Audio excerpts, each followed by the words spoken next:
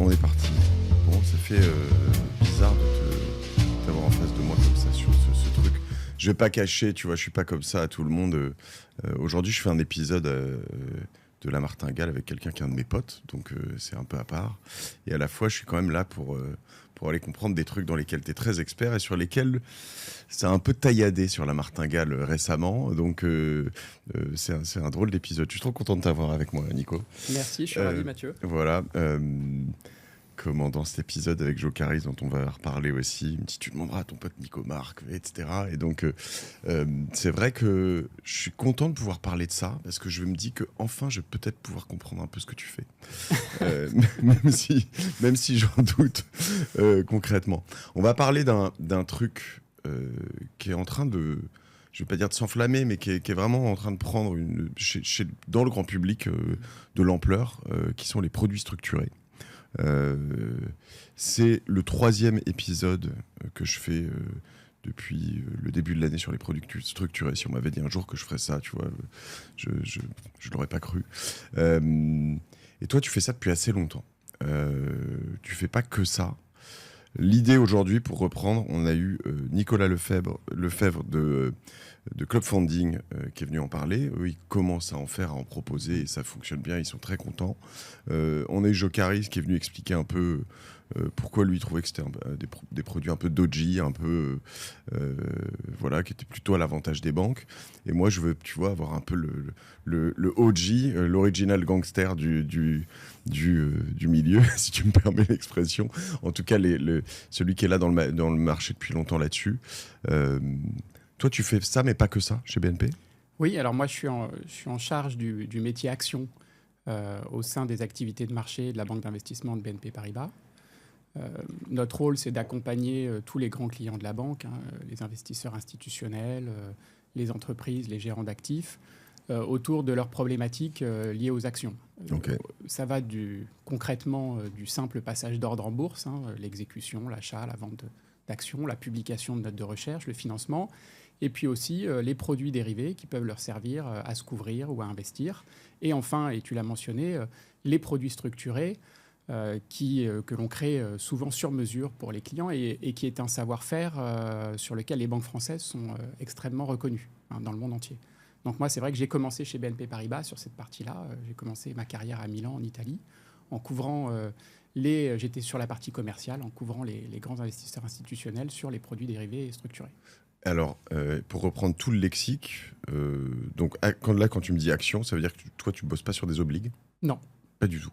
C'est d'autres personnes chez vous. Alors oui, effectivement, les marchés, les activités de marché sont séparées d'un côté sur les activités actions et de l'autre côté sur ce qu'on appelle le fixed income, même s'il y a évidemment des passerelles entre ces deux métiers et que les produits structurés ont une composante obligataire, on y reviendra. Ok, donc évidemment. Donc action, on reprend tout. Hein. On est propriétaire d'un bout d'une société. Obligation, on prête de l'argent à une société. C'est deux, et ça c'est ce que tu appelles fixed income. Exactement. Et produits dérivés et produits structurés, ce n'est pas la même chose. Les produits structurés ne sont pas une partie des produits dérivés. Alors... et les produits exotiques aussi, pardon, on avait ça à un moment, il y avait on appelait, non, il n'y avait pas un... Alors pour faire le trajet le plus simple possible, tu as l'action en direct. Ouais. Donc l'action d'une entreprise, quand elle prend 2%, tu gagnes 2%, quand elle perd 2%, tu perds 2%. Tu as des produits dérivés dont le comportement va être lié à l'évolution de l'action. Donc ce sont des options. Généralement des options d'achat ou des options de vente qui te permettent d'acheter à terme l'action ou de la vendre à terme. Le put et le call, c'est ça ? Le put et le call, donc, de façon très classique. Achat, c'est le call. Exactement. Et le put, c'est la vente. Donc tu vends à terme. Okay. Exactement. Et après, les produits structurés sont une combinaison d'instruments. C'est un mot un peu pompeux pour traduire une combinaison d'instruments. Donc généralement, il y a une partie obligataire qui va apporter la sécurité dans l'investissement. Et on le couple avec une option, avec un dérivé qui, lui, va apporter la performance. Donc, généralement, et tu parlais de la classe d'actifs produits structurés en général, ça existe depuis très longtemps. Les tout premiers produits structurés, ils ont été créés, on va dire, au début des années 90. Typiquement, ça permettait à un investisseur d'acheter l'indice CAC 40, on va dire, à horizon 5 ans. Et à la fin des 5 ans, Si l'indice avait baissé, il récupérait son capital, c'était les produits structurés à capital garanti. Et si l'indice avait monté, il avait 60-70% de la performance de l'indice à la hausse.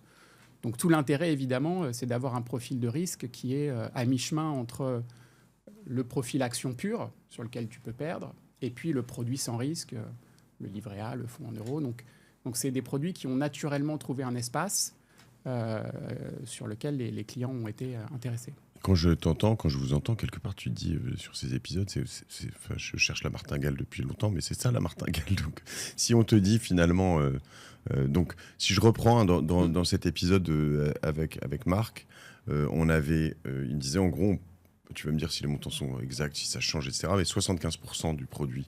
Donc, je vais investir 100. 75% du produit va être sur un truc garanti, obligation d'État ou des choses comme ça. Donc sur 5 ans, en fait, on va positionner là.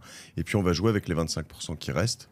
Donc normalement, avec cette garantie, mes 100%, je vais les récupérer à terme. Donc je sais que je vais garder mes 100%. Donc, au pire, je ne perdrai pas d'argent. Alors t'en perds un peu avec l'inflation, avec tout ce que tu veux, mais voilà. Et puis, si tout se passe bien et ça va dans le bon sens sur le CAC, etc., comme tu le dis, au bout de 5 ans, je peux avoir fait 60% de perf.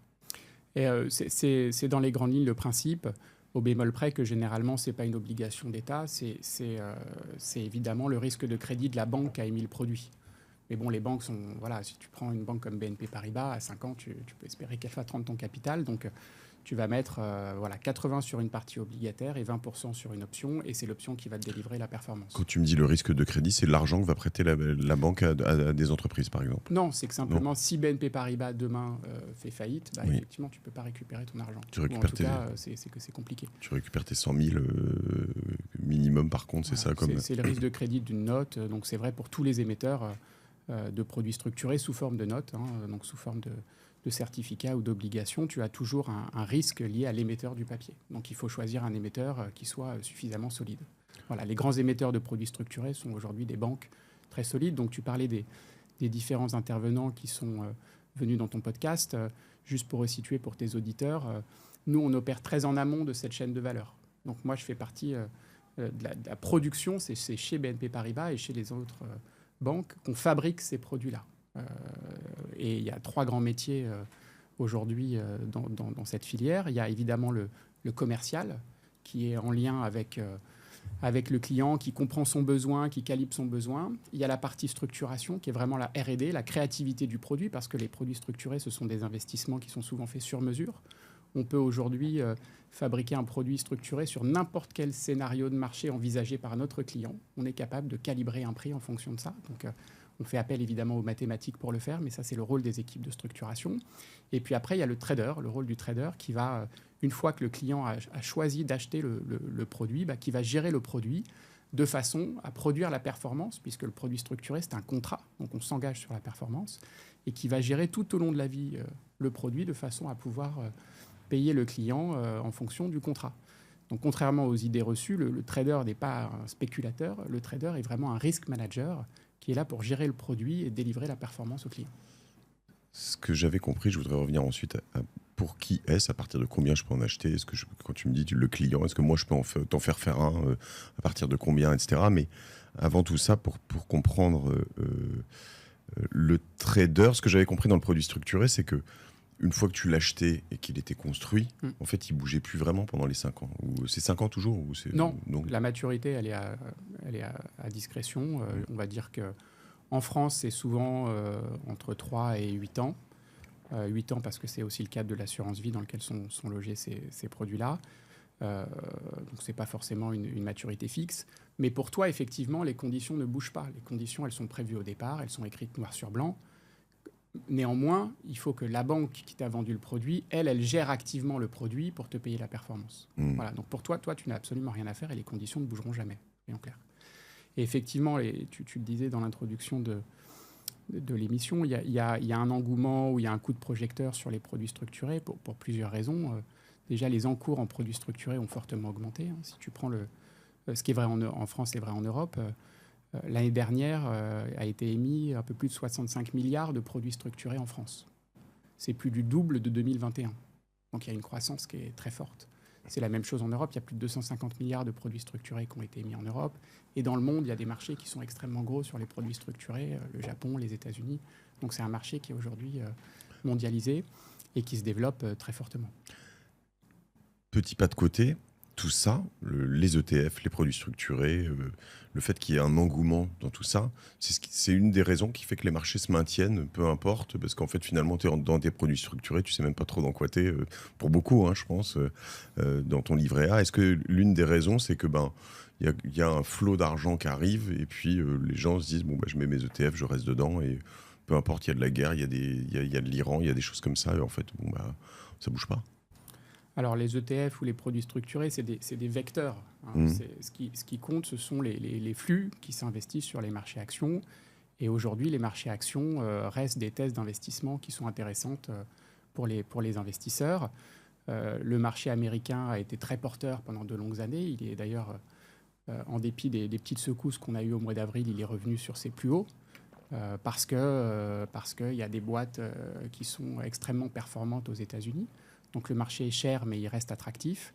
Et puis on a connu plus récemment un engouement quand même pour l'Europe, parce que les valorisations sont un peu moins chères, parce qu'il va y avoir de la relance en Allemagne en particulier, hein, qui va être quand même très importante. Donc les investisseurs internationaux, quand ils regardent les opportunités de marché, ils continuent à allouer leurs actifs vers les actions qui sont capables. Les entreprises sont capables de s'adapter aux incertitudes du monde. C'est très différent du sujet de la dette. Hein. L'equity, quand tu prends toutes les grandes boîtes, on voit qu'elles sont capables, dans les secousses, dans les incertitudes, de générer des profits, de s'adapter. Donc, est-ce que le contexte macroéconomique qui est un peu plus incertain va freiner l'investissement ? C'est une des grandes questions auxquelles on va être amené à répondre. On le verra dans les résultats des entreprises qui vont arriver en juillet. On aura des premières indications. Mais aujourd'hui, la thèse d'investissement des equity reste porteur. Et dans un portefeuille diversifié, il faut avoir de l'equity. Que tu en aies sous format ETF, sous format fonds, sous format produit structuré, ça fait du sens. Et surtout quand tu es jeune. Parce qu'évidemment, tu as le temps devant toi. Donc, le produit structuré, c'est aussi une question de maturité du portefeuille que tu gères. C'est aussi une question d'âge à laquelle tu fais ça. Est-ce que ta priorité, c'est la préservation du capital ou c'est l'investissement ? Donc, ça répond évidemment à une problématique particulière et pas à une problématique en général. Parce que moi, ce qui me fait réagir là-dessus, c'est quand je vois ça, parce que tu me dis que ça, donc tu me dis doublé en 3 ans, 4 ans. La taille du marché. Ouais. Et donc, des produits structurés. C'est juste que j'ai l'impression, depuis que je fais la martingale, donc ça fait depuis 6 ans maintenant, que cette thèse, là je parle du grand public, qui est un autre marché, mais de ce que tu viens de dire, plus tu es jeune, plus tu investis en dollar cost averaging, tu rentres tous les mois, tu fais ces choses-là, et tu restes et tu regardes pas trop. Elle est de plus en plus vulgarisée.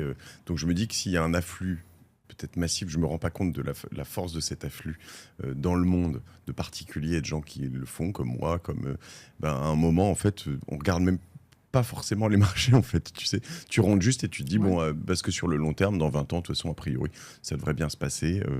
À un moment, en fait, ça fait des marchés hyper résilients, finalement. Oui, bien sûr.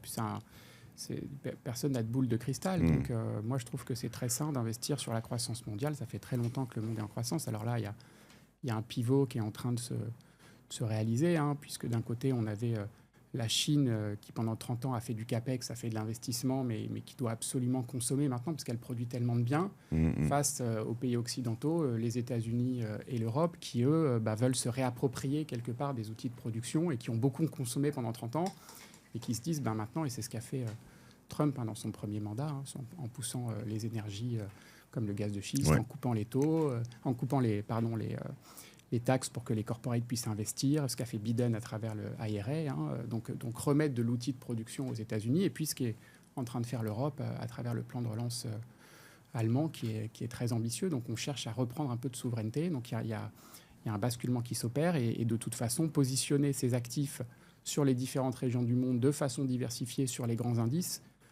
fait du sens dans une allocation d'actifs.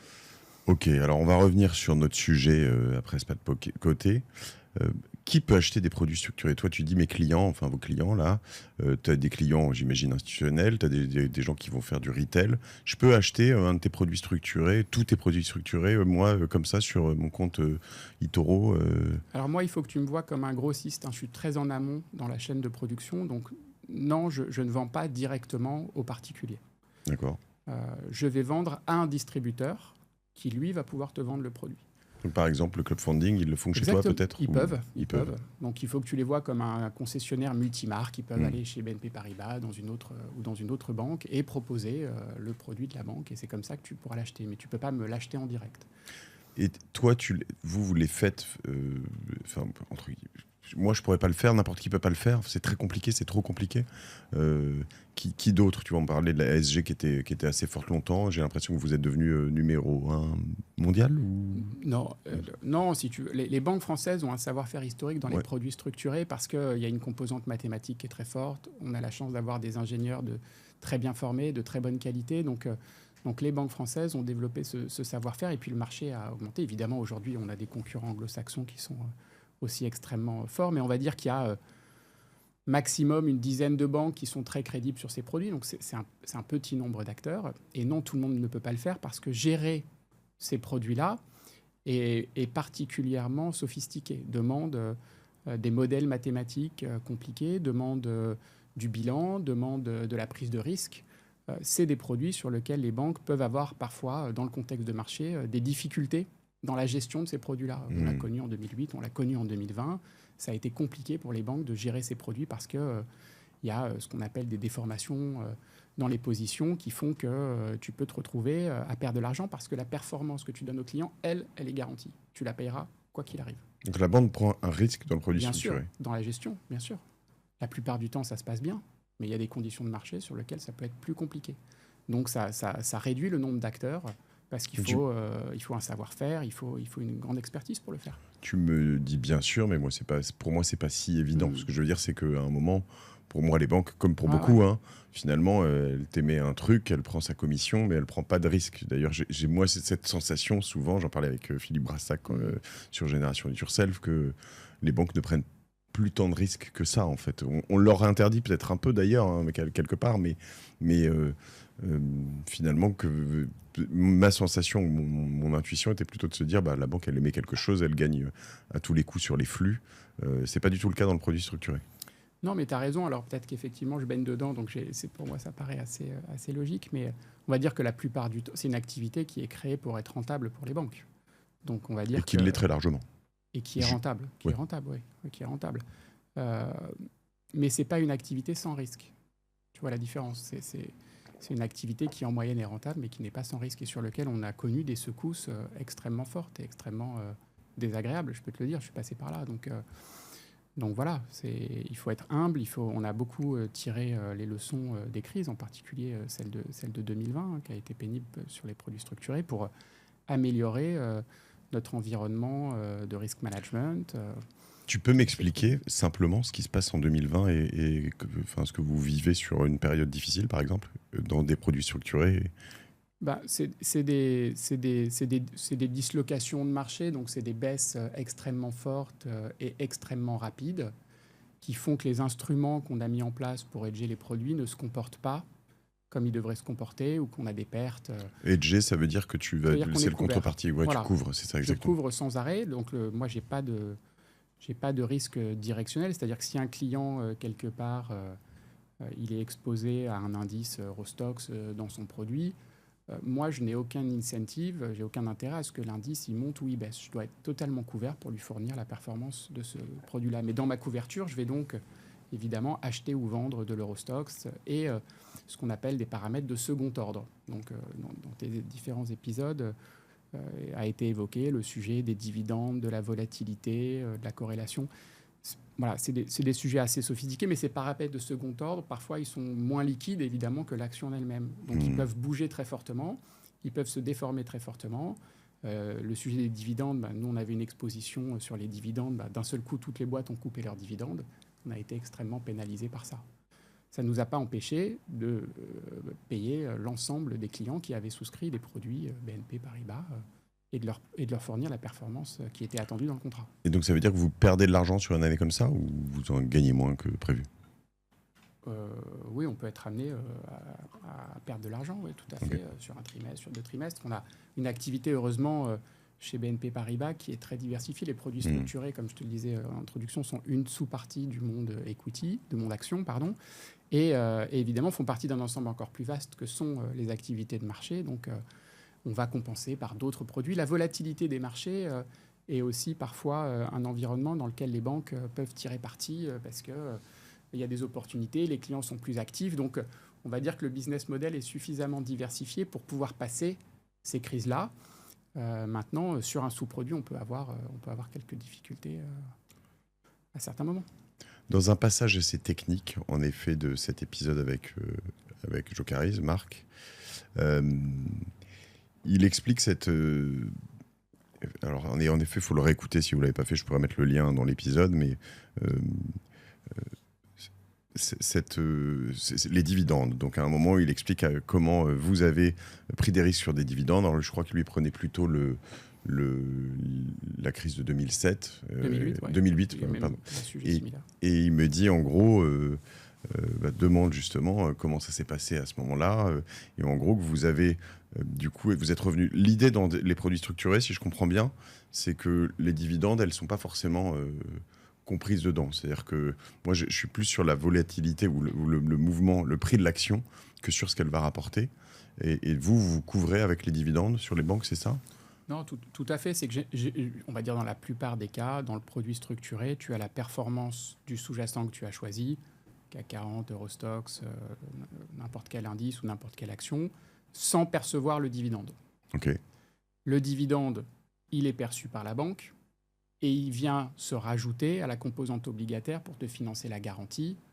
Donc voilà, ça fait partie de la construction du montage. Donc certes, tu ne le touches pas dans la performance, mais nous, on en prend en compte dans le prix du produit.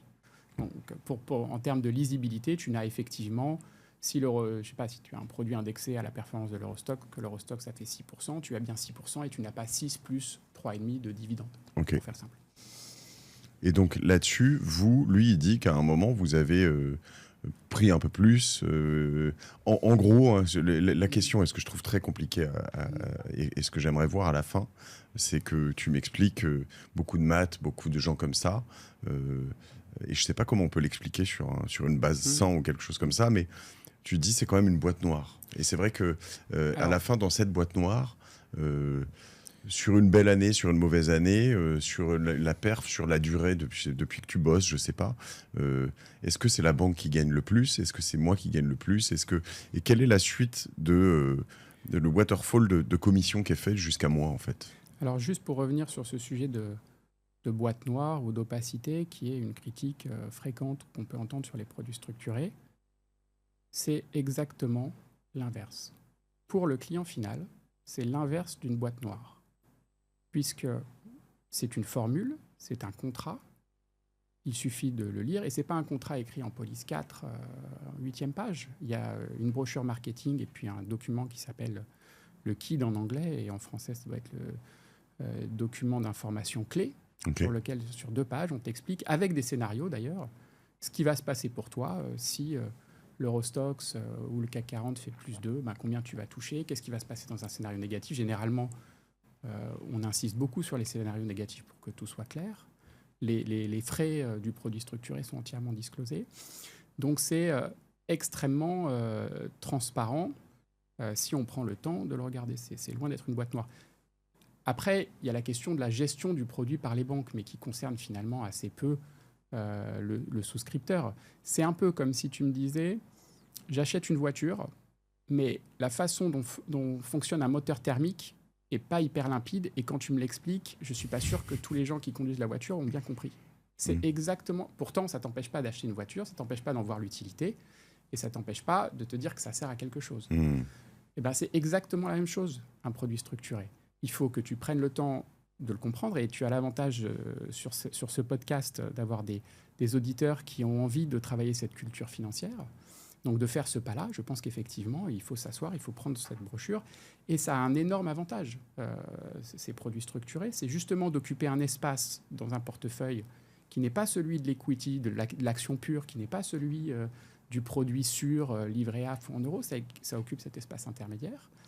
C'est extrêmement transparent sur la formule. Ça peut aussi verser de la performance, même quand les marchés sont légèrement baissiers ou même baissiers. Tu peux avoir des produits qui te payent si l'indice a baissé de 10, de 15, de 20%. Donc, ils vont t'apporter de la performance au moment où ton portefeuille action, lui, ne performera pas. Donc, c'est ça qui est assez intéressant. C'est très souple, c'est très réactif. Donc, c'est la beauté du produit structuré. Et c'est ça qui crée aujourd'hui cet engouement. Et la meilleure explication derrière cet engouement, c'est bien sûr aussi la performance. Et la performance, ce n'est pas moi qui le dis. Il y a une cartographie réalisée par l'AMF, par le régulateur, sur les produits structurés qui a été faite entre 2021 et 2023 et qui a conclu que les produits structurés, sur cette période-là, avaient délivré un rendement d'environ 6,5%. Et il y avait seulement Quelle période t'as dit, pardon ? 2021-2023, Okay. mais c'est aussi vrai, la cartographie ne va pas jusqu'à 2024, mais l'année 2024 a encore été meilleure. Et seulement 1% des produits structurés ont connu une perte en capital. C'est aussi ça qui explique l'engouement, c'est que ça marche. C'est que la réalité, c'est que ça fonctionne. Alors, on a été aidé, évidemment, par les conditions de marché, par l'évolution des marchés, mais aujourd'hui, l'avantage du produit structuré, c'est que tu peux tout connaître, tu peux tout savoir. Donc, il y a une certaine sophistication, mais il n'y a pas de boîte noire, il n'y a pas de choses cachées. Voilà. Ce que tu me réponds, pour le reprendre dans l'analogie de la voiture, c'est je te vends une voiture, elle fonctionne, ce que je fais dedans, j'exagère un peu, mais c'est pas ton problème. Alors, peut-être... Non, moi, je dois faire en sorte qu'elle fonctionne. Donc, Oui, il faut oui, que le moteur marche. Exactement. Et tu sais qu'elle va t'amener à 110 km/h en temps de seconde. Mais ce que je veux dire, c'est qu'après, en plus, tu me dis, tu me l'as payé tel prix, c'est comme un contrat. Moi, ce que j'aime bien dans ce que tu me dis, c'est que j'aime bien l'histoire des scénarios différents. Ce que j'essaye d'avoir d'ailleurs de plus en plus dans tous les contrats que je fais. Je parle de contrats avec des tierces personnes sur de la performance ou des choses comme ça. Parce que tu décris un calcul savant et puis en fait, si tu fais pas de scénario, il y a toujours sujet à discussion. Donc là, on va avoir 2-3 orientations, haute, baisse, flat, etc. Très clair. Mais finalement, à un moment... toi, tu me dis, nous, on prend notre risque. Il y a des années où on perd, des années où on gagne. Toi, en plus, sur cette période que tu me décris, on fait plus 6% par an. Alors, c'est en 2020 que tu as perdu, toi, Ouais. plutôt. Mais quelque part, on prend nos risques. La question, quand même, qui mérite d'être posée, c'est est-ce que sur le 6% que tu redistribues, est-ce que vous gagnez plus ? Non. Nous, notre marge, elle est fixée au départ. Je sais que les frais sont un sujet qui est très sensible, qui a été évoqué plusieurs fois dans les podcasts et qui est une critique d'ailleurs sur les produits structurés. Il y a des frais financiers, c'est un produit financier, donc il y a des frais. La question, c'est celui du circuit de distribution. Ouais. Donc il y a 2 couches de frais, si tu veux qu'on parle des frais 2 minutes. Il y a le frais du producteur du produit, c'est-à-dire le frais des banques, de BNP Paribas en l'occurrence, qui ne sont qu'une fraction des frais totaux du produit. Et puis il y a les frais du distributeur, qui sont généralement décidés par le distributeur, c'est-à-dire combien il demande pour commercialiser ce produit-là. Donc tu peux m'en citer 3 distributeurs ? Ça peut aller d'une grande banque privée, alors je vais te prendre la nôtre, c'est facile, hein. Ça peut aller de BNP Paribas, banque privée, ça c'est un type de distributeur. Tu peux avoir des distributeurs qui sont des compagnies d'assurance, qui vont aussi te proposer des produits structurés, donc toutes les grandes compagnies d'assurance que tu peux imaginer. Et puis tu peux avoir des indépendants, conseillers en gestion de patrimoine. D'accord. Voilà, donc tu as différents canaux de distribution, chacun calibrant une marge. Le but, c'est de toucher le client particulier. Donc toi, à quel moment tu discutes d'épargne et avec qui ? Donc tu en discutes avec ta banque, tu en discutes potentiellement avec ton assureur, avec ton CGP. Donc c'est ces différents canaux-là qui vont t'amener le produit structuré. Et eux, ils prennent un frais à l'entrée, un frais récurrent tous les ans. Comment ça se passe ? Ça dépend les modèles. On va dire que dans la plupart des cas, le frais qu'ils prennent est au démarrage du produit. Il est compris dans ce que tu payes, donc tu vas payer toujours sans ton produit, mais à la fois ce que je prends et ce que le distributeur prend, nous, on a l'obligation réglementaire de le déclarer. Et donc, ça fait partie du document qui s'appelle le DIC, dont je parlais. Donc, tu peux voir, chaque fois que tu souscris un produit, quels sont les frais pris par à la fois... Enfin, l'ensemble des frais, parce qu'il n'y a pas toujours la décomposition, qui sont pris sur le produit. Et là-dessus... c'est de quel ordre, juste pour comprendre? Je vois, tu vois, sur les SCPI, on va passer entre 0 et 10%. Là, on est plutôt sur quel... Les frais des banques sont finalement très, très raisonnables. Tu serais surpris. Parce qu'on est dans un marché qui est compétitif. Donc, toutes les banques se benchmarkent les unes par rapport aux autres. c'est qu'une fraction du prix du distributeur, mais je ne sais pas, sans dévoiler de mystère, on va être entre 20 et 30 BP par an, parfois beaucoup moins. 0,2 et 0,3%. Ouais, entre 0,2 et 0,3%. Et ça vient compenser le risque qui est pris dans le produit. Donc, c'est l'espérance de gain qu'on a sur ces produits-là. Et puis, tu as des distributeurs qui, eux, vont rajouter une marge qui va dépendre de leur stratégie commerciale. Et cette marge, elle peut être relativement importante ou elle peut être offensive s'ils veulent séduire des clients. Mais imaginons qu'un distributeur veuille percer et puisse se différencier avec les produits structurés, parce que c'est un formidable outil de différenciation. Tu peux être très réactif sur une thématique. Il y a des gens qui ont sorti des produits structurés sur la souveraineté européenne parce que le thème était... voilà, donc tu peux être très très réactif avec un produit structuré. Imaginons que ton distributeur te dise je ne vais prendre que 1%. Tu as un produit qui est extrêmement efficace financièrement, qui est très peu margé. 1% à l'entrée. 1%, effectivement. Ça, c'est efficace. Oui, forcément, puisque... et après, souvent, il y a une typologie de produits qui vient déformer la perception des frais, qui sont, et d'ailleurs ça représente une bonne partie du marché français, qui sont les autocalls, qui sont des produits qui peuvent être rappelés sur base annuelle. Donc souvent le frais qui est pris, il s'entend, on va dire, upfront, ab initio. Et si le produit est rappelé au bout d'un an, ce frais il peut sembler relativement lourd. Parce que, je ne sais pas, un distributeur qui va prendre 3 ou 4% sur un produit 5 ans ou 6 ans, mais rappelable tous les ans, tu peux te dire, s'il est rappelé au bout d'un an, il m'a pris 3 ou 4% sur un an. Mais souviens-toi que s'il est rappelé au bout d'un an, c'est que le produit a performé. C'est le seul cas de rappel. C'est généralement ce que tu appelles un rappel, ça veut dire ? Ça veut dire que tu as une condition dans le produit qui fait qu'au bout d'un an, s'il y a un scénario qui s'est produit, ton produit est remboursé avec un gain. Okay. Donc imaginons, si dans un an l'Eurostoxx est en hausse, je te rembourse ton produit avec un coupon de 7%. Ok, donc j'ai mis 100 000, je prends 107 000. Exactement. Okay. Et bien là, si tu rapportes les frais qui ont été pris par ton intermédiaire au démarrage à une durée d'un an, imaginons qu'il ait pris 3-4%, tu peux te dire, il m'a pris 4%, c'est... Attends, j'ai mis 100 000, il m'a pris 4 000. C'est beaucoup. Ouais. Mais il t'a pris 4 000 quand on a gagné 7 sur un an.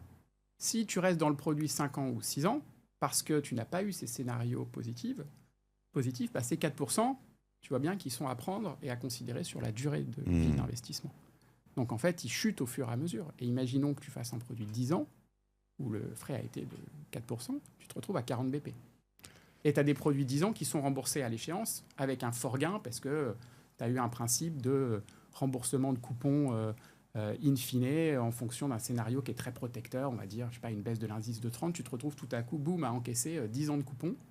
Et la marge qui a été prise par le distributeur est finalement très faible rapportée au temps de l'investissement. Donc c'est comme tout, il y a évidemment des pratiques qui sont différentes en fonction des distributeurs, il y a des produits qui sont plus ou moins bons, donc il faut prendre le temps de se familiariser avec ça. Ça fait partie des outils à comprendre et à maîtriser dans la boîte à outils de l'investissement de tes auditeurs. Et c'est comme si tu me disais, j'ai une super boîte à outils, mais j'ai pas de marteau. Parce que les marteaux, c'est opaque, c'est machin, ça marche pas. Non, à un moment, tu auras besoin d'un marteau. Donc il faut, c'est comme tout, tu as des produits structurés qui sont très bien construits, qui vont correspondre à ton besoin, et c'est vers cela qu'il faut aller. Puis tu as des produits, effectivement, qui vont pas correspondre à ton besoin ou qui sont beaucoup trop margés. Donc c'est savoir se renseigner, comprendre ce sur quoi on investit, c'est aussi tout l'intérêt, c'est passionnant, et pouvoir se dire, ça fait du sens par rapport à ce que je veux faire. Non, ça là-dessus, même si j'en ai pas encore, je suis assez convaincu. Il y a des minimums pour rentrer sur des produits structurés ? Tu as deux approches. On va dire que tu as les produits sur l'étagère qui sont proposés par les banques, où là, tu n'as pas de minimum. C'est-à-dire, avec 500 balles, tu peux y aller. C'est-à-dire, exactement. Ouais. La banque te dit, alors c'est peut-être pas 500, c'est peut-être 1000, je ne sais pas exactement, mais c'est des montants qui sont très, très atteignables. Et tu rentres sur le produit mainstream, grand public de la banque. Et puis après, à partir de 100 000 euros, tu as ce qui s'appelle les placements privés. Alors, toutes les banques ne te font pas un produit sur mesure à 100 000 euros. Parfois, il faut 200 000, 300 000. Mais tu as accès à des produits qui sont parfois différents, qui sont sur le moment, qui ne sont pas forcément sur l'étagère.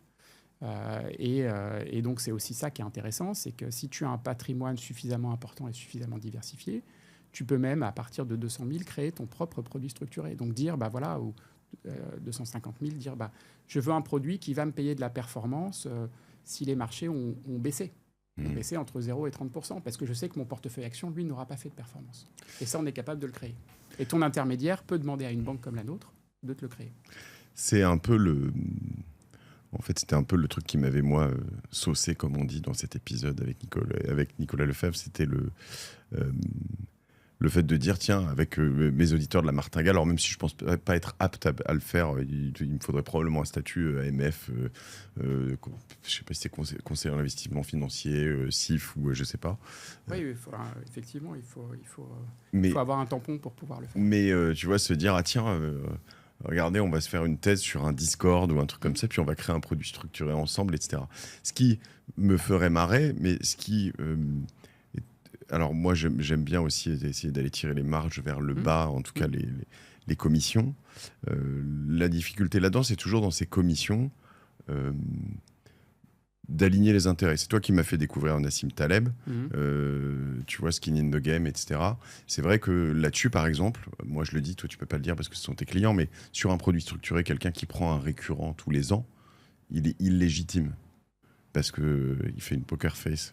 Mais il est illégitime parce qu'en fait, il t'a vendu un truc à l'entrée et il ne le gère pas derrière. C'est toi qui le gère, le producteur du truc. Donc moi, à mon sens, il faut payer... alors tu peux dire, ça dépend ce que tu payes à l'entrée. Si en effet, le mec à l'entrée, il te fait payer super cher parce qu'il te l'a vendu une fois. Mais la question, c'est... Pardon, tu veux réagir à ça? Oui, non mais... Ça dépend évidemment du conseil qui t'a apporté. Je ne sais pas si tu peux généraliser en disant oui, l'intermédiaire financier, finalement, il a pris une marge, mais elle ne devrait pas être récurrente. Et d'ailleurs, la plupart des intermédiaires financiers, ils préfèrent quand elle est payée tout de suite. Le récurrent, c'est une minorité de produits, même si ça existe. Mais c'est toujours pareil, c'est ton intermédiaire financier, il a une valeur. Oui, mais moi, ce que je dis, c'est qu'il a une valeur s'il permet d'arbitrer. S'il prend une marge récurrente, parce que tous les ans, il peut dire non, mais là, je pense qu'il faut vendre ou acheter, etc. C'est légitime, parce qu'il a une maîtrise sur le produit. S'il n'a pas de maîtrise sur le produit, il t'a vendu, ou en tout cas t'a accompagné pour investir dans quelque chose, il a pris son cut à partir du moment où c'est clair entre lui et moi je suis OK. Mais tu vois ce que je veux dire, s'il n'y a pas d'arbitrage et que c'est pas lui qui fait les choses derrière, lui, il a fini son job à l'entrée, en fait, une fois que tu es rentré. Il a fini son job sur ce produit-là, mais il va t'accompagner sur autre chose. Quand ce produit-là va être remboursé, vous allez rediscuter potentiellement d'un nouvel investissement. Donc voilà, il a un rôle, si tu veux. Faut faire attention sur le sujet des commissions. Et tu vois, je sais que il y a un débat autour du service que peuvent apporter les banques traditionnelles aux particuliers. La banque traditionnelle, elle a aussi beaucoup de valeur. C'est aussi le médecin généraliste pour plein de gens. Parce que certes, là, on parle d'épargne financière, mais la banque traditionnelle, elle t'accompagne sur l'assurance, elle t'accompagne sur ton crédit immobilier. J'imagine que tu n'es pas allé faire un crédit immobilier dans une néobanque. Donc forcément, voilà, c'est une relation globale et c'est une relation qui s'envisage à long terme. Et à l'intérieur, effectivement, de certains produits, il y a des rémunérations. Elles sont absolument pas cachées.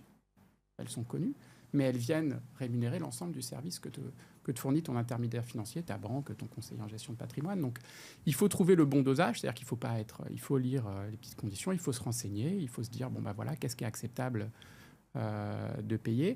Mais moi, quand je souscris un produit structuré, et je souscris des produits structurés par mes intermédiaires, puisque je ne vends pas moi-même des produits structurés, je vois le niveau des fees et je suis prêt à les payer parce que ça a du sens dans mon allocation d'actifs. Tout comme je suis prêt à payer un ETF, je sais qu'il va me prendre entre 20 et 30 BP par an quand il est bien pricé.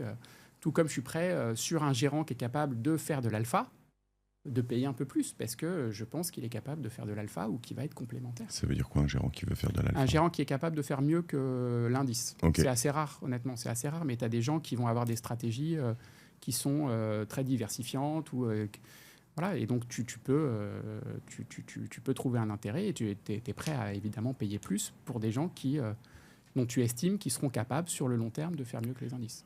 Toi, tu en achètes des produits structurés? Oui, tout à fait. Tu as le droit d'ailleurs? Comment ça se passe par rapport à la loi? J'ai le droit à partir du moment où le sous-jacent est un sous-jacent très diversifié. Donc je fais pas de produits structurés sur une seule action. Voilà, c'est des règles déontologiques, j'ai pas le droit.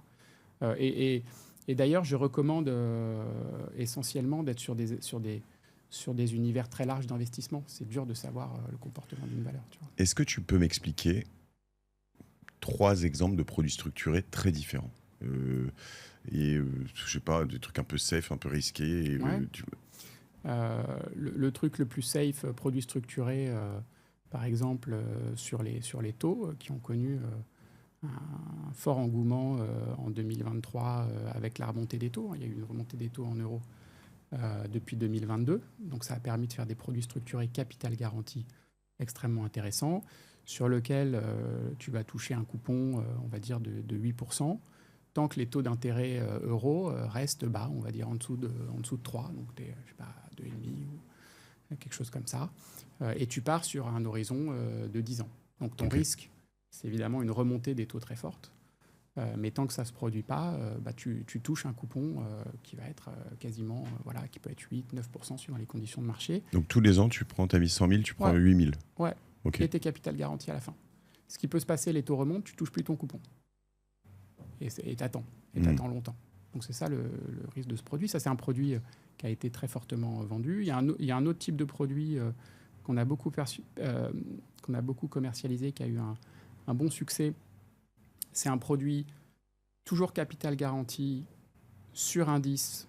On l'a fait sur l'Eurostoxx et puis on l'a fait sur l'indice des actions bancaires européennes, qui est un produit long, c'est un produit 8 ans ou 10 ans, dans lequel tous les ans, l'émetteur a le droit de te rappeler avec un coupon qui est entre 4 et 4,5.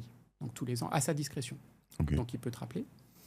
S'il ne t'a pas rappelé à l'échéance, donc on va dire au bout des 8 ans ou des 10 ans, et que l'indice est en hausse, à ce moment-là, on te verse l'ensemble des coupons qui t'étaient dus. Donc si tu es resté 10 ans, tu as 10 fois 4,5, 45%. Et si jamais l'indice est en baisse, on va te verser un petit coupon de 2%. Donc tu vas quand même toucher 2%. Donc tu vas toucher 20% à horizon de... Donc tu as mis 100, il y en a un cas de figure où tu prends 145 000 et l'autre tu récupères 120 000. Exactement. Ça, c'est évidemment un produit qui a connu un succès très important, puisque tu vois que les bornes de ton rendement sont assez claires. Tu te dis, je vais faire entre 2 et 4,5. Alors, c'est pas par an, puisque tu le touches à l'échéance, tu as une actualisation. Mais ça, c'est un produit qui a très bien marché. Et puis, je vais te prendre un dernier produit, qui est un blockbuster du marché, où là, ton capital n'est pas garanti. C'est souvent des produits autocollables sur des sous-jacents qui peuvent être plus ou moins... autocollables. C'est-à-dire qu'en fonction d'un scénario de marché, le produit va s'arrêter et va être remboursé. Donc ce sont des produits très populaires. Tu vas prendre un indice, soit un indice CAC 40, classique, le CAC 40, soit des indices qui sont confectionnés par les banques, et sur lequel, si ton indice, on va dire, est en hausse à la date anniversaire du produit, tu récupères un coupon. Généralement, c'est des coupons qui vont entre 7 et 10%, peut-être parfois plus. Sinon, tu restes dans le produit.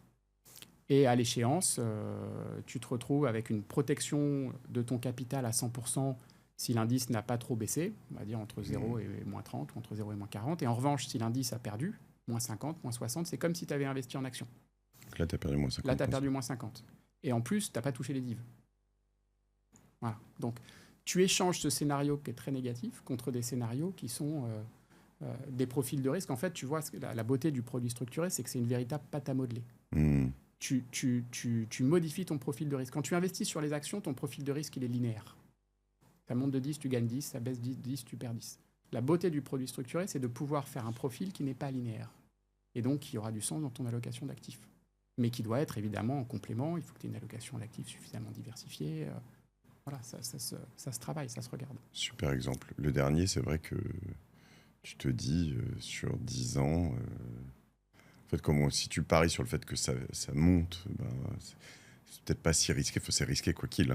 Toutes ces choses-là sont risquées. Mais, sur 10 ans, les marchés actions, historiquement, mais c'est encore une fois que historique... Tu peux avoir pas de bol aussi. Tu peux avoir pas de bol. Dans 10 ans, tu sors. Au moment où tu sors, les marchés se sont effondrés pour X raisons. Quoi. Bien sûr. Tu peux avoir pas de bol, c'est pour ça qu'il faut être faut quand même essayer d'enlever le risque idiosyncratique, donc le risque sur une valeur, en étant sur des indices. Je trouve que c'est quand même beaucoup plus sûr. Oui, donc vous faites des produits structurés sur une valeur. Bien sûr. Sur Tesla, sur Peugeot, Bien sûr. Stellantis. Bien sûr. Okay. Mais parce qu'on a un investisseur qui a une conviction forte, il y a des très belles valeurs, et surtout, attention, plus de risque égale plus de rendement. Mmh. Là où tu vas faire du 7 ou du 8 sur un indice, tu vas peut-être faire du 15, du 20, du 25 sur une valeur. Donc, c'est tout. Et puis, tu connais jamais les problématiques d'investissement exactes du client. Mais tu citais une action comme Tesla. Tu peux avoir un client qui décide de vendre son action Tesla pour s'exposer via un produit structuré. Donc, il était prêt à avoir déjà un risque Tesla très fort. Sauf que là, il va dire, je vais caper ma hausse, donc je vais toucher que 8, 10, 15%, mais je vais être plus protégé à la baisse. Donc en fait, nous, notre travail, c'est de comprendre la problématique de l'investisseur et de créer sur mesure le produit qui répondra à ses besoins. Ouais, tu te dis, je sais pas, pour une raison, alors on peut le faire sur un panaché d'actions, mais je crois tellement fort à l'IA, par exemple, qu'il y a quelques actions cotées, etc. Je veux les mettre dans un panier et je me dis, mais je veux pas totalement m'exposer, donc je me dis, c'est 4, 7, 8 actions. Tu aurais pu travailler chez un distributeur, puisqu'on a fait beaucoup l'année dernière des produits qui sont liés sur la thématique IA. C'est intéressant, mais oui, en fait, c'est très lié à l'actualité. C'est-à-dire que moi, je le vois finalement dans une problématique que je connais mieux, qui est l'investissement early stage en start-up. C'est vrai que quand nous, on a lancé OVNI l'année dernière, on est sur donc très early stage sur de la deep tech. Mais c'est vrai qu'assez tôt, alors j'ai pas été le seul, puis il y en a d'autres qui l'ont fait, mais on venait de le closer. Et on s'est dit, bon, la souveraineté, la défense, il y a quand même un truc à regarder, parce qu'il y a 2-3 ans, la défense, c'était un peu... Tu voulais pas trop y toucher, dire j'investis dans l'armée, les gens te regardaient en disant non, c'est pas bien, tu vois, faut investir dans le green, quoi. Alors, je dis pas que c'est pas bien dans le green, hein, tu vois, mais c'était quasiment des produits puants, intouchables, en fait. Tu vois l'idée? Oui, bien sûr. Et puis aujourd'hui, il y a beaucoup d'intérêt. Et puis voilà, l'Europe essaye de reprendre sa souveraineté sur un certain nombre de sujets. C'est une très bonne chose. Et donc, il y a cet engouement pour des thématiques telles que la défense. Et alors, vous en faites sur tous les marchés, vous faites des produits structurés sur tout ce qui est coté? Oui, on est un acteur global, donc on fait des produits structurés sur tous les marchés, tous les sous-jacents liquides, évidemment. Moi, c'est mon métier, donc on fait des produits structurés sur les actions chinoises, sur les actions américaines. Et que vous commercialisez dans le monde entier, donc dans le monde entier. Chinois, en Chine ou... Bien sûr, bien sûr, on est présent sur toutes les grandes places financières. Nos plus gros marchés, d'ailleurs, ne sont pas... Enfin, notre plus gros marché, c'est pas la France. Ça va être le Japon, ça va être les États-Unis, qui sont des marchés qui sont partis après sur les produits structurés. Ou d'ailleurs, les profils de produits structurés sont parfois très différents de ceux qui sont faits en Europe. Donc, c'est la beauté de ce métier, c'est qu'il y a des produits qui sont vraiment très typiques d'une région plus qu'une autre. Et il y a beaucoup de créativité. On fait beaucoup de choses innovantes. T'as vu des produits structurés totalement what the fuck?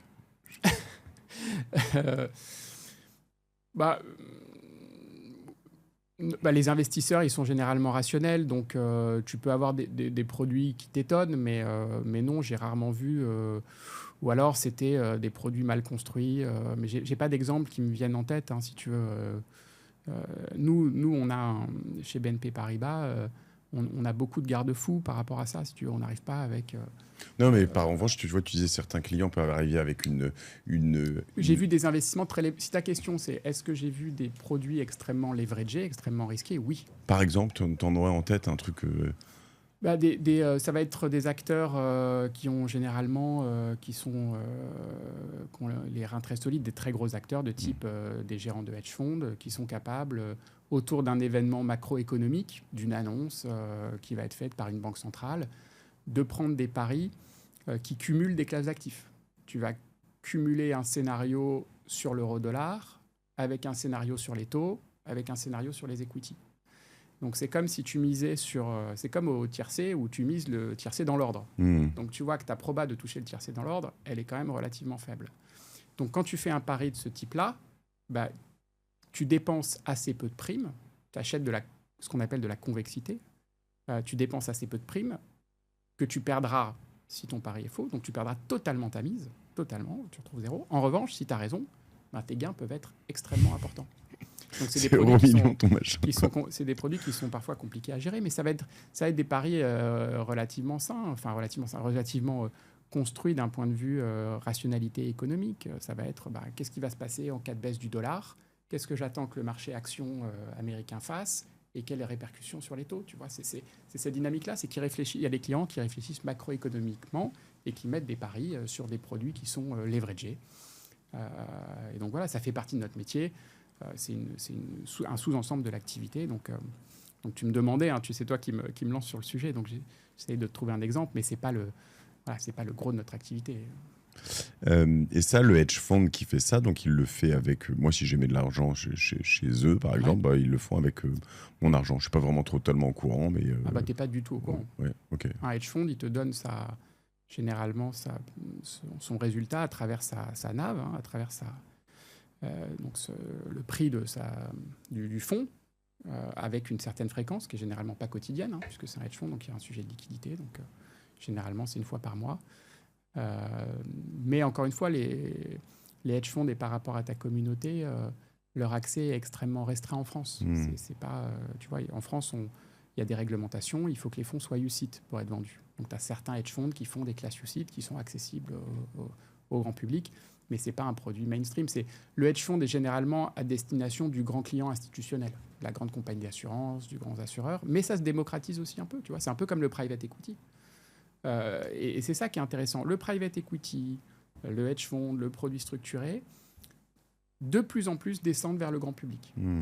Et donc c'est intéressant de comprendre comment ces outils fonctionnent, de ne pas jeter l'eau avec le bébé du bain, c'est-à-dire que jamais je te dirais le private equity, ça fait aucun sens, le hedge fund ou le produit structuré. Non, dans certaines configurations, il faut bien comprendre ces mécanismes-là et ça fait du sens de les intégrer dans une allocation d'actifs diversifiée. En fait, moi j'ai toujours une interprétation ou une forme de méfiance quand les choses descendent vers le grand public parce que finalement, je reviens sur les fonds d'investissement, le venture capital. Souvent, en fait, quand tu descends vers le grand public, c'est potentiellement que soit il n'y a plus les bons investisseurs ou il n'y a plus assez d'argent pour quelque chose.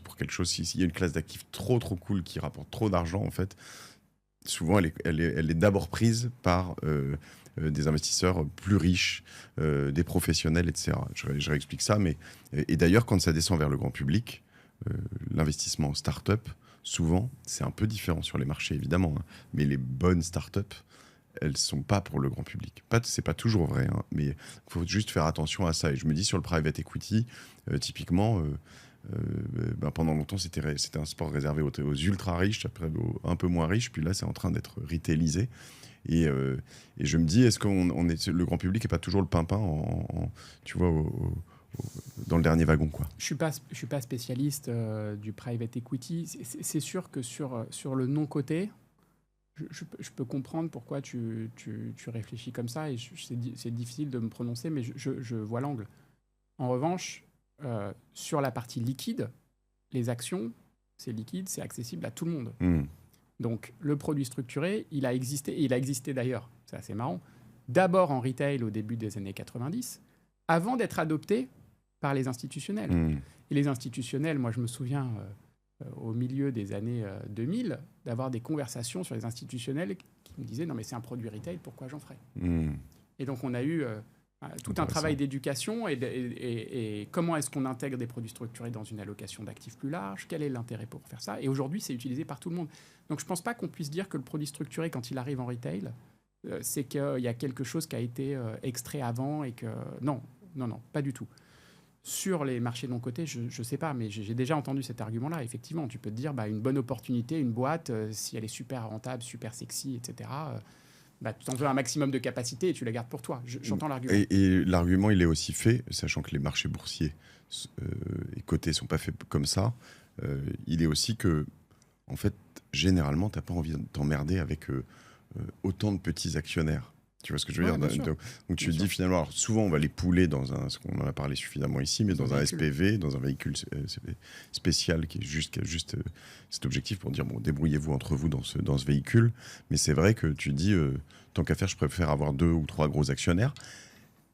Mais c'est pas toujours vrai. Et c'est là où je dis que c'est pas, quand je dis que c'est pas toujours vrai, c'est qu'en fait, 2 ou 3 gros actionnaires, à un moment, ils finissent par avoir du poids. Et puis, s'ils ont trop de poids, ils vont te faire une OPA agressive, ils vont essayer de te racheter ta boîte, ils vont essayer de prendre le contrôle d'une manière ou d'une autre, ils vont te forcer à faire des choses que tu n'as pas envie de faire.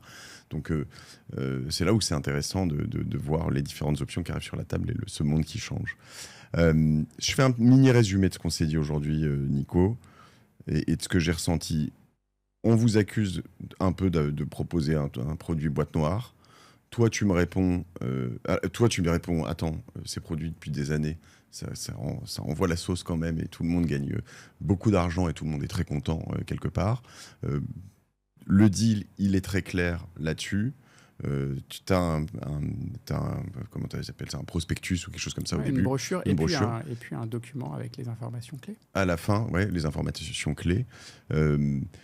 Moi, je prends 2-3% à l'entrée, 0,2-0,3% à l'entrée. Généralement, on est dans des choses là, Ouais, comme ça. moyenne. Est-ce qu'il y a des moments, juste ce que j'ai peut-être pas complètement capté, au-delà de l'entrée, où vous pouvez gagner plus, selon plein de scénarios, plus, voire beaucoup, voire énormément? Euh, alors, le produit structuré, on le hedge évidemment d'un point de vue individuel, mais il est agrégé dans une gestion de ce qu'on appelle d'un book, où on met tous les produits. Ok. On ne va pas suivre produit par produit et tous les jours. Donc on se retrouve avec une agrégation. Donc on remplit le book avec les différents produits qui arrivent. Et il y a certaines configurations de marché qui vont être favorables à notre gestion. Donc on peut se retrouver à avoir eu des commissions qui sont rentrées et puis une performance du book et de notre gestion qui est légèrement supérieure. Ok. Mais en moyenne, c'est calibré pour que la gestion du book égale la commission. Et inversement, tu peux avoir des conditions de marché défavorables qui font que la profitabilité de la gestion du book est inférieure aux commissions qu'on aura encaissées au départ, Ok. dans le cadre 2020. Donc oui, il y a une fluctuation, effectivement, du profit généré par la banque autour de la commission. Oui, c'est une réalité. Parce que ça peut aller là-dessus. Mais encore une fois, ça n'affectera pas ton produit. ton produit, ta performance. Et quand tu es le client particulier, et c'est pour ça que je réagissais sur le terme boîte noire, mais c'est des arguments que j'entends depuis très longtemps, c'est vraiment l'inverse d'une boîte noire. Tout est écrit noir sur blanc, il n'y a aucune surprise. Je ne dirai jamais, ah non, mais ce qu'il n'y avait pas sur le contrat, ou ce qu'il n'y avait pas, en fait, il vous est arrivé ceci, cela. Tout est écrit. Ok. Et alors, la chose qui pourrait m'inquiéter du passé, que je pourrais voir sur... là, je vais faire une comparaison plus à la tech, mais qui sont un peu les boîtes noires de l'IA, où en fait...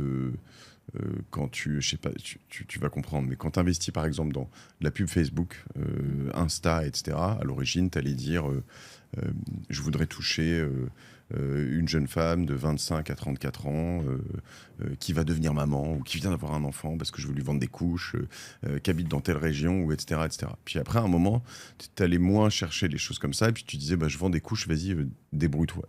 Puis ça vendait des couches, et puis au début, tu avais un prix qui était pour vendre ton paquet de couches, ça allait te coûter 1 euro, 2 euros, 3 euros. Puis à la fin, en fait, quand tu l'envoies dans la boîte noire, dans la matrice méta, et puis ça te ressortait un prix qui était toujours de plus en plus cher, de plus en plus cher. Et à la fin, en fait, tu te rends compte que plus personne ne comprend rien à tout ça. Mon comparable, il est que ce qui pourrait m'inquiéter là-dedans, dans vos books, ou toutes ces choses-là, c'est de se dire à un moment, tout ça devient tellement matriciel, compliqué, etc.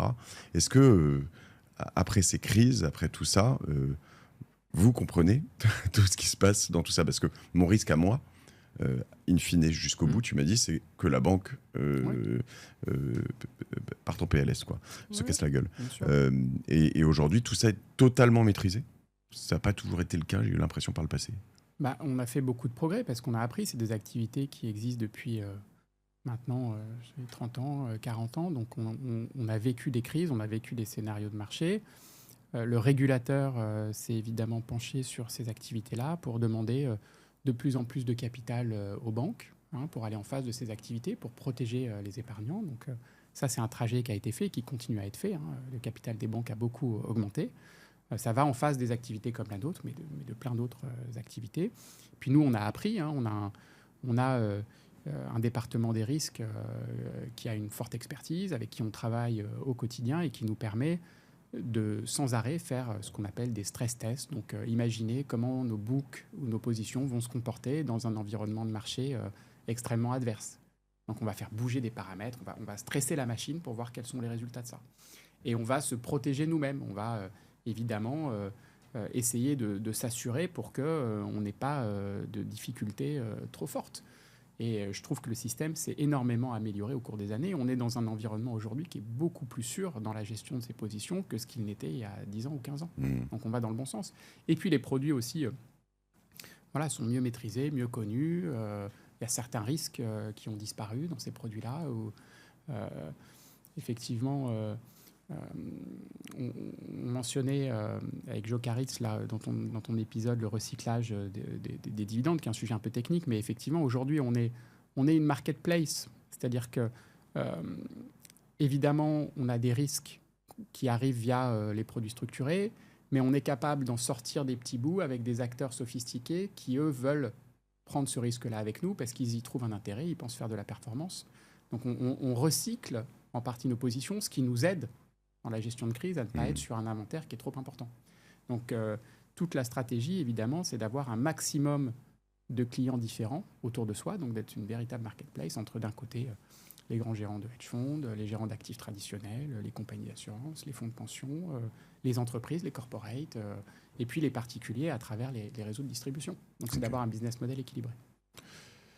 Merci beaucoup. Ce que je me dis à la fin, c'est que il y a une des raisons pour lesquelles ça va marcher, c'est que c'est quand même un bon produit pour un conseiller en gestion de patrimoine, parce que même si je comprends désormais bien le mécanisme, me dire dans lequel j'irai et pour quelles raisons, il faut avoir il faut être accompagné. Il faut une strate. Tu es toi-même accompagné, hein, je le sais. Ouais. Toujours par notre ami.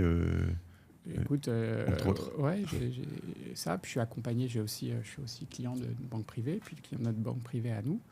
Donc je suis accompagné, mais c'est des produits que je maîtrise bien. Donc c'est vrai que je sais exactement ce que je veux acheter quand j'en souscris. Voilà, et puis ça reste une partie proportionnée, évidemment, de ce que je peux faire. Tu as le droit de me dire un des produits qui t'a plu récemment ou pas?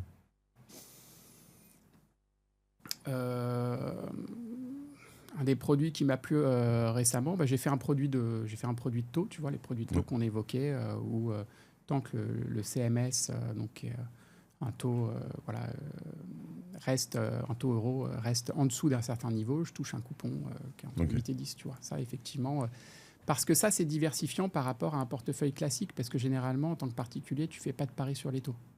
Ton portefeuille, c'est des ETF S&P, c'est des fonds ou c'est du fonds en euros. Donc, je trouvais ça diversifiant par rapport au profil de risque. C'est ça qui m'a plu dans ce produit-là. Donc, où je vais faire un produit structuré sur les actions américaines. Voilà, ça peut être des choses qui m'intéressent pour jouer une thématique, la croissance, etc. Voilà, pour répondre à ta question. Nico, deux questions. Une question, est-ce que tu as une martingale à toi? Un petit péché mignon d'investissement en dehors de tout ça, un petit truc qui te...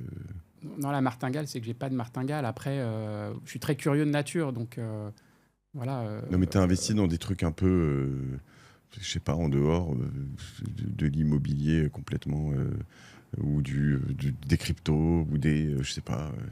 Et écoute, je m'intéresse à tout, mais c'est vrai que je vais là où je pense avoir une expertise. Donc, donc moi, j'aime beaucoup les actions et j'investis plutôt en actions, que ce soit en ETF, que ce soit en produits structurés, sur des indices. Je peux investir un peu en immobilier. Je ne suis pas un spécialiste, mais mon approche, c'est à la fois d'être diversifié et d'être en même temps simple dans mes paris, c'est-à-dire de ne pas cumuler les pauses, de ne pas avoir trop de choses très différentes. Donc, je préfère avoir une grosse poche sécurisée et puis des choses plus spéculatives sur une petite poche. Tu as arrêté les startups?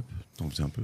Non, c'est toujours quelque chose qui m'intéresse. Et oui, le private equity, c'est super intéressant. J'ai accompagné en tant que business angel certains de mes amis ou certaines startups.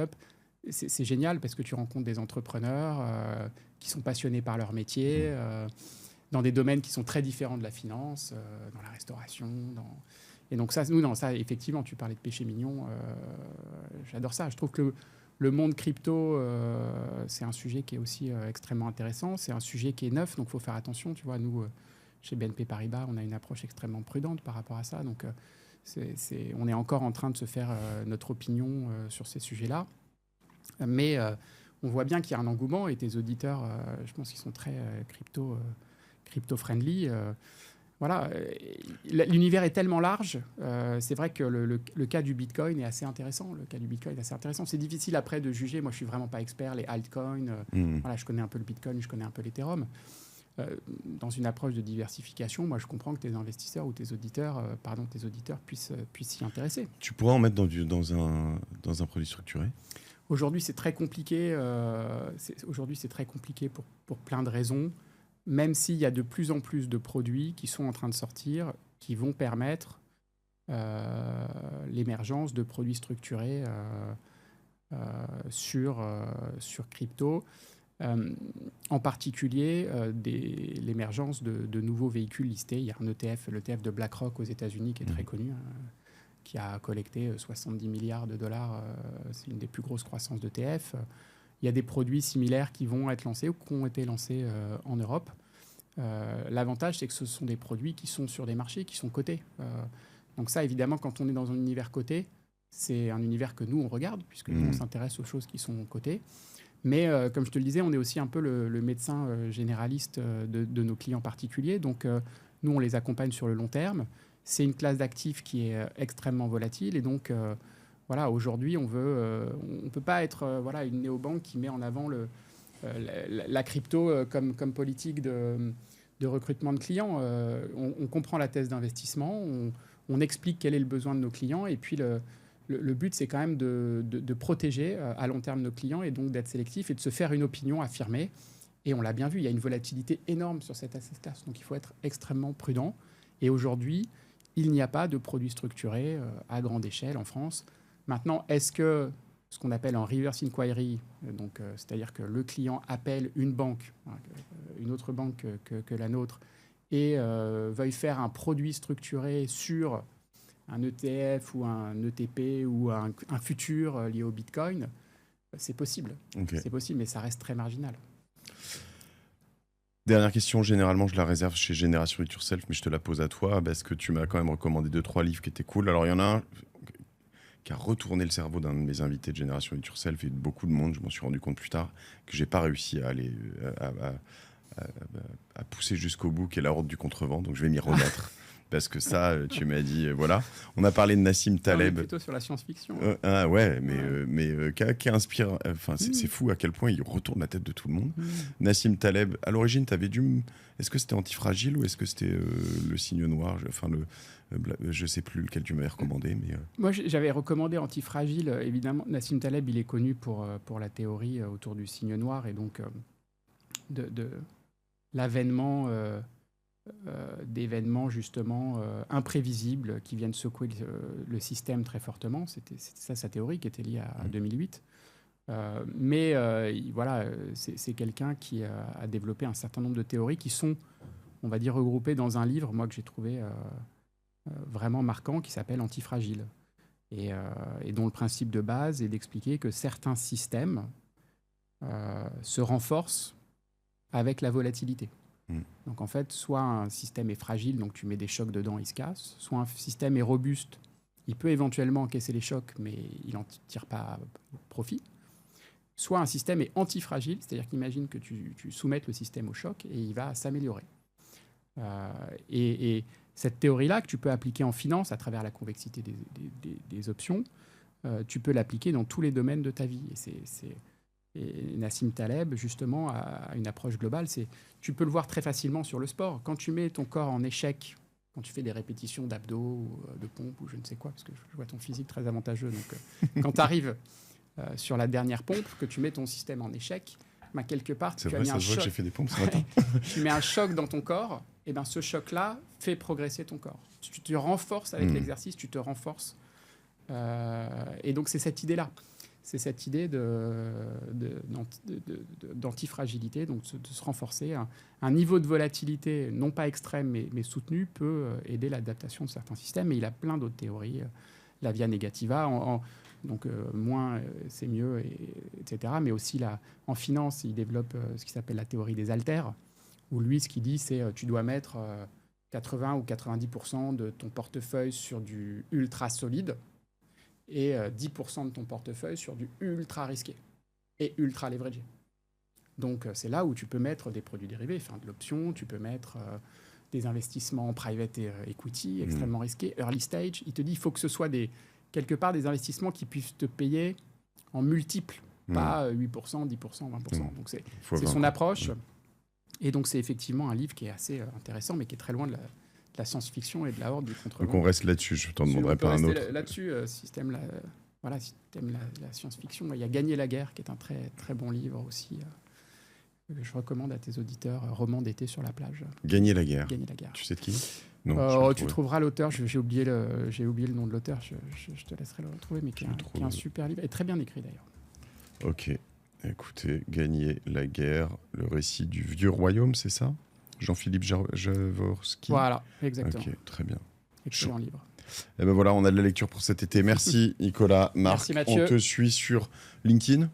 Tu publies Oui, un peu. alors Ouais. je suis assez discret sur LinkedIn parce que j'ai pas beaucoup de temps, mais évidemment on publie. Il y a plein de choses qu'on fait dans la banque d'investissement qui sont relayées sur LinkedIn, donc Ok.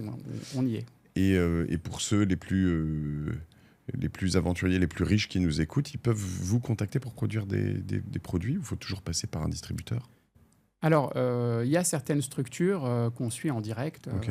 de type multi-family office ou family office. Donc, effectivement, nous, il faut que ce soit quelque part une personne morale, enfin une institution et non pas un particulier. Ok. Le particulier, il doit engager via sa banque privée, via son conseiller en gestion de patrimoine. Très bien, vous passez par moi, je prendrai 1%. Allez, bisous, salut. Merci, Mathieu. Nico, merci à tous. Abonnez-vous à la Martingale. Et puis, je suis très content d'avoir pu un peu clore ce chapitre produits structurés. Je vais pouvoir repasser à une activité normale et des produits qui me cassent moins le cerveau. Allez, bisous, salut.